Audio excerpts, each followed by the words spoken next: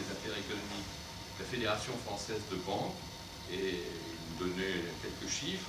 Ils n'interprétaient pas comme ça, eux, mais moi je les interprète autrement. Ils disaient notamment que les crédits à l'investissement en ce moment sont de 2,3% supérieurs, le rythme des crédits est de 2,3% supérieur à l'année précédente pour l'investissement.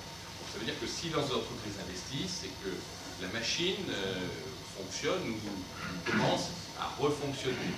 D'autant plus que les crédits à la trésorerie étaient, eux, en baisse de moins 3%. Donc peut-être moins de difficultés de trésorerie, ou alors peut-être, ce qui serait un peu plus difficile, c'est que les banques serrent un peu, là, on ne peut pas trouver le bon diagnostic. En tout cas, il y a quelques indicateurs qui sont favorables. Ils disent quoi? Ils disent qu'aujourd'hui, le bateau s'est stabilisé et dérive moins. C'est une première chose. On était à plus 600 milliards dans la mandature précédente. Par ailleurs, le nombre d'emplois offerts par Pôle emploi n'a jamais été aussi important. Donc là aussi, indicateur d'activité. Je crois qu'il y a quelques indicateurs d'activité qui commencent à apparaître. Et sans doute, il faut réussir à leur donner un rythme plus important. C'est ce à quoi doit s'attacher le gouvernement dans les mois à venir.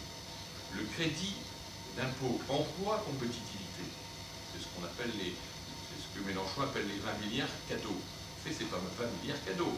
C'est un crédit qui permet de diminuer l'impôt, c'est-à-dire qu'on peut récupérer un peu d'argent sur l'impôt, qui est calculé sur la masse salariale. Il est fonction de l'emploi. Plus j'emploie, plus je bénéficie. Plus j'emploie, plus je bénéficie.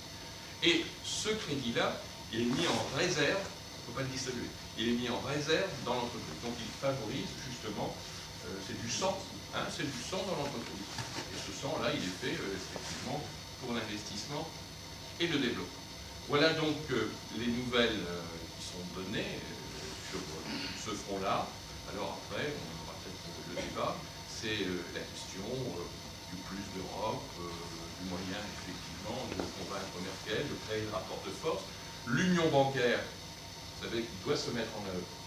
L'union bancaire, c'est le boulot de François Hollande. Hein. Dès qu'il est élu, lorsqu'il est parti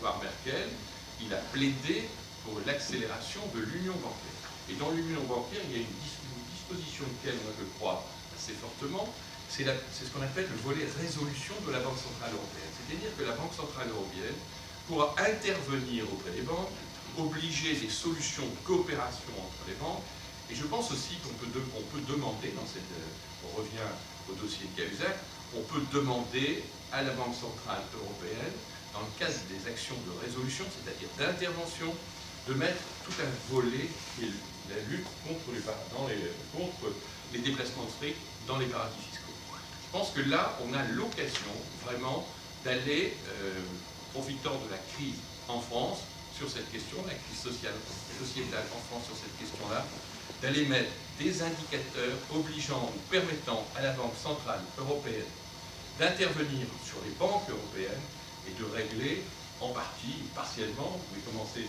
à enfoncer un point supplémentaire sur les mouvements de capitaux en direction des paradis fiscaux. Bref, je pense, même si la presse n'en parle pas, même si on n'en a pas l'impression, je pense que le curseur bouge un peu. Première. Deuxièmement, on légifère un maximum, on en fait des lois, on n'arrête pas. On n'arrête pas. Mais tant que la loi se mette en place, tant que les décrets d'application sortent et que les conséquences de la loi se trouvent dans les comportements collectifs, ça prend quand même du temps. La loi bancaire, elle a été faite, on l'a discuté au Parlement, elle a été discutée au Sénat, elle revient au Parlement, bref, elle sera sur les rails, à mon avis, dans 6 ou 7 mois, avec des décrets d'application. Donc elle produira ses effets quasiment dans les 2 ans.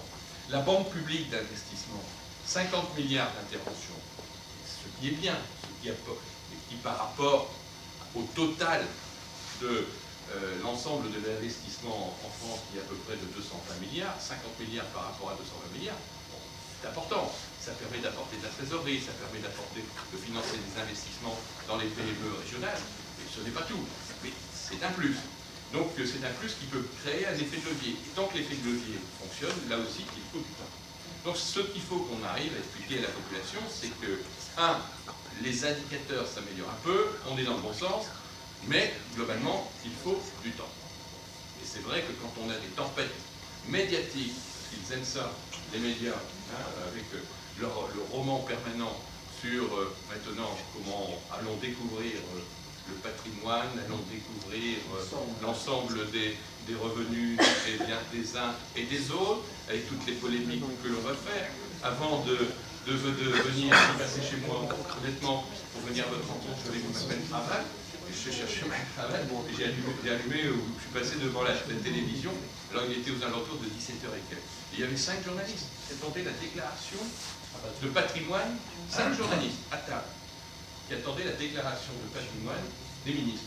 Bon, et mince, on apprend que ce ne sera plus à 17h, ce sera à 19h.